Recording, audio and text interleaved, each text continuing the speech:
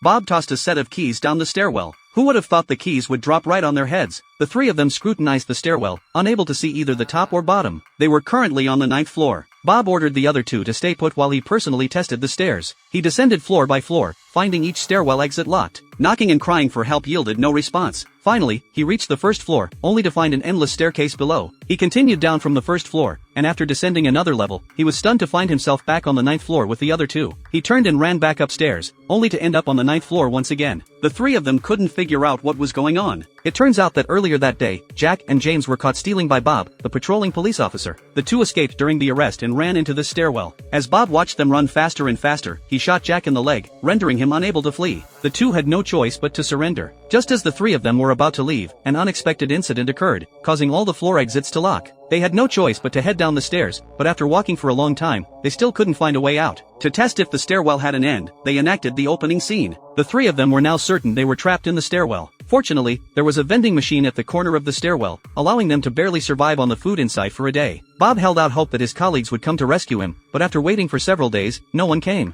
Bob finally gave up. They were trapped like this for 20 years. Bob had become a decadent old man, barely surviving on the food from the vending machine. However, James was completely different. He exercised every day and even bathed using punctured mineral water bottles, maintaining a very regular routine that kept him young and fit. In the end, Bob and Jack died in their decadence, leaving only James alive. Just at the moment of their passing, something unbelievable happened. An elevator suddenly appeared in the stairwell. James stepped into the elevator and finally escaped the stairwell.